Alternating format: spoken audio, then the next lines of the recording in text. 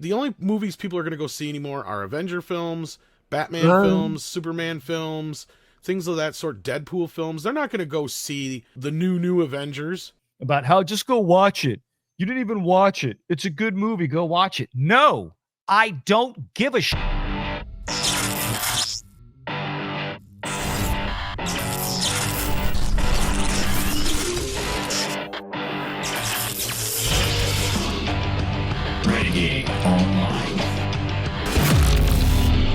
This is pretty much it for this movie. It's getting moved out to theaters next weekend. I mean, if you had to pick right now, if you're a theater owner and you've got Final Destination Bloodlines and you've got Thunderbolts and you see what each of those movies is doing right now, one is making, more than 3 times what the other one is making. Granted, this one's 3 weeks old. Which one are you going to push out of PLFs most likely? I'm going to push out Thunderbolts is the thing. Thunderbolts is going by the wayside. I think it's going to lose its PLFs, whatever it's got. Maybe it's going to lose them all here. to Mission Impossible anyway. So yeah, Mission Impossible and Lilo and Stitch. That's right. No, this thing's done. I wouldn't be surprised if it gets dropped on video on demand in 2 weeks. Yeah, well, here's the thing. So the box office for this, if I see it's 325 million, right? If this was after the first 7 days, I would say this movie's got a shot of maybe getting there. It's maybe got a shot of getting to a $600 million mark, which is the lowest possible threshold that it would need to make its money back. Because again, Disney doesn't really make any money after these things. Nobody's buying Marvel movies unless it's named Deadpool and Wolverine. Nobody's really buying movies on PVOD for these things. They're just waiting for it to drop on Disney Plus 2 or 3 weeks after it hits PVOD, and that's it. Because so many people have Disney Plus. Disney Plus is the biggest subscription service that people have behind Netflix domestically and around the world, for that matter. So the chances that somebody's going to drop a bunch of money on these kind of things for PVOD is not there. But at $325 million after 17 days, 155 million domestically, 170 million internationally. This movie's in deep crap. And I think at this point, it's going to be lucky to break a little past 400 million, and that's going to be about it. If it gets there. What do you think? No, if it gets there even, you're right. And that's why I said I wouldn't be surprised if in 2 weeks this gets dropped on video on demand just so they can try and make up some of this money, because this film's going to lose money. It's just like Captain America did and stuff like that. So they can spin whatever win or that the audience was like this or that or whatever with the movie. But at the end of the day, they're lucky it got this much. And the only reason I think it did this well is because of guys like, Nerdrotic and everybody else saying it's not as bad as I thought it was going to be. But even Andre, his best he could say was it's the best of the worst. And I still think that was enough that people were like, okay, I'll check it out for myself. But had this movie got the same kind of reviews that every other Marvel film has gotten in the last couple of years, this thing would have been lucky to make 225, let alone 325. So yeah, this is benefiting from good word of mouth at this point. But I do agree with you that the train has hit the end of the station for the Thunderbolts. It's done. There's too many big movies coming out. Disney has been and smartly putting a lot more of their effort and money into Lilo and Stitch. That movie's going to make them a fortune. It should. They've been getting behind it. I've seen all sorts of stuff. I can't even turn anywhere on the internet without getting some video that's related to Lilo and Stitch. I don't know. Did you see the one with the remote control Lilo where he's rolling around in the little pink car and he's saying hi and stuff to everybody on a red carpet? No, I have not seen that. And he's just like this little animatronic thing, and he's running around. It's adorable. This movie's going to make so much bank, and they're actually promoting it the way they should. Yep. They're getting behind the movie. They're putting out scenes left and right. And every scene I seen, I'm like, yep, that's the movie. Although I'm hearing there are some changes that are being made to the film. I'm curious to see what they are. That's one I'm kind of getting more excited for as it's getting closer. I could give a shit about Mission Impossible, to be honest with you. And I think that a lot of America is going to feel that way. I hate to tell people. I could be wrong. I hope I'm wrong for Tom Cruise's sake. But I predicted the last one was going to fail, and it kind of did. Yeah. And I think this one is going to have the same problem. It's 3 hours long, although it doesn't have 2 films to go up against. It does have Sinners and Final Destination now to compete with in a similar kind of demographic.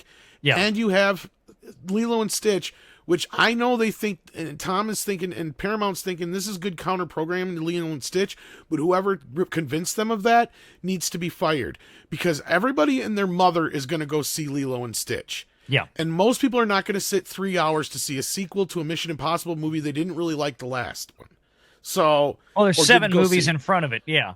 That's exactly. Just it. And look, like I've said before, I'm jaded. I've really enjoyed this series. I'm excited for it, but I'm not saying people aren't. But no, I know. But I'm saying for the scale of the movie, right? I don't know if there's enough of it out there. Now, one of the things that's unique with it is that they do get a lot. Paramount gets a lot of leg room and lifespan on those things after they leave the theater.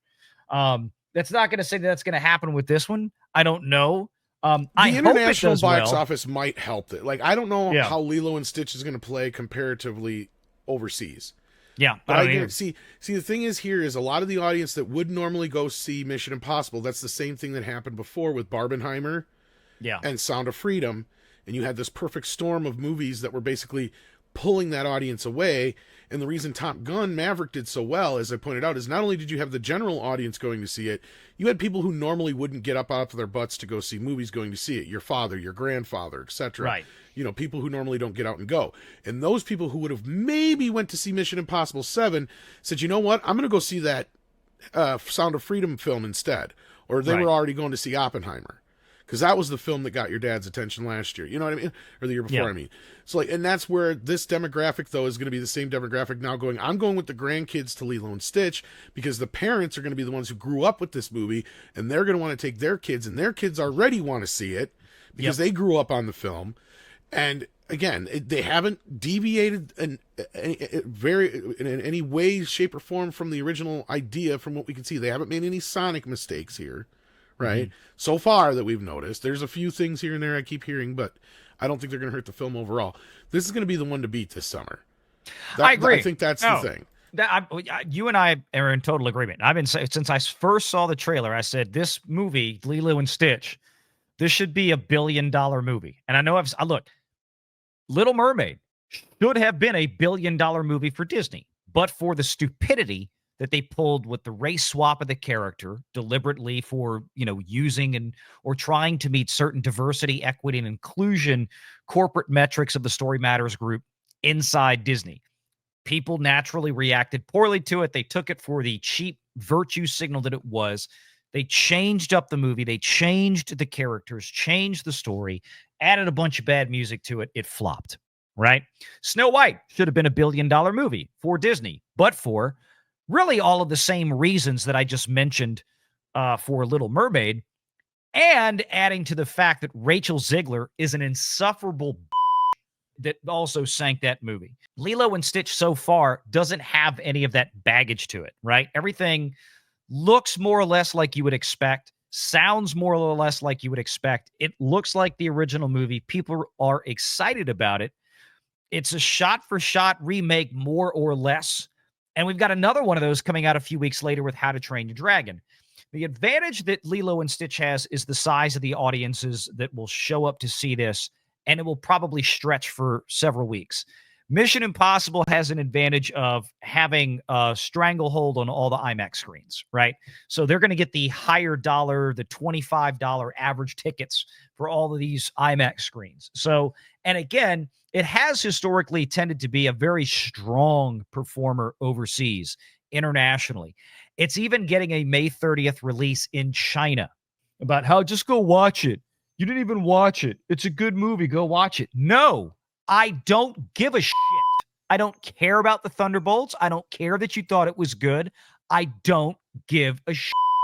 There's nothing in the movie that justifies me spending that kind of money to go see it. And the time. Yeah, exactly. It's like I'm going to spend $18 and 3 to 4 hours of my life driving to and from a theater to go try to get invested in a film that, number one, I have no interest in. Number two, I don't know who the hell these characters are because I didn't watch the crappy TV shows. I didn't watch the crappy Black Widow movie all the way through because I literally got bored and turned it off. It was okay. Well, this should have been a series anyway. It shouldn't have been a movie. No, this never should have been on the big screen. It should have been like a 3-part miniseries or something that they made and given it a $20 million CW budget and moved on. But no, I mean, they wanted to go full out with it, and great. Because Good that's job. one way Marvel Lose can money. actually salvage some of this crap. If anybody from Marvel's listening and they have Kevin Feige's ear, here's the first thing you got to do. And this isn't going to fix everything, but this is just one step to many. First things first, make the Disney Plus shows, they don't affect the movies at all. Make it to where you don't have to have seen those damn shows to watch any of these movies. That's why they're changing it. Yeah. Secondly, because that's the problem, is you got all this homework now and nobody cares. And Thunderbolts is a direct result of all of that homework that has to be done, right? To get to this movie. Because I guarantee you're probably going to be lost if you haven't seen a bunch of these things. Now, some people say, and then the other side of it is, people say, no, you don't really have to see those because it doesn't matter because, and I go, oh, well, do they recap stuff? They're like, no, they just totally disregard those shows because none of these characters act like they did in the shows. So you have that problem too. So it's the worst of both worlds here, right? And at the end of the day, the only movies people are going to go see anymore are Avenger films, Batman films, Superman films, things of that sort, Deadpool films. They're not going to go see, the new Avengers. Because that's what this is at the end of the day. Nobody gives a shit. I think we're down to Deadpool and Spider-Man. Well, those are in that pantheon, Pro. I agree with you. Yeah. So, I mean, unless it's and even Superman, because you're right, because even Superman has a possibility where this thing could bomb, or at least bomb on a level of, Superman Returns, a Man of Steel, where it underperforms or disappoints. Right. Make sure you're subscribed to Valiant Renegade and join us every Sunday at 6 p.m. Eastern for the live show.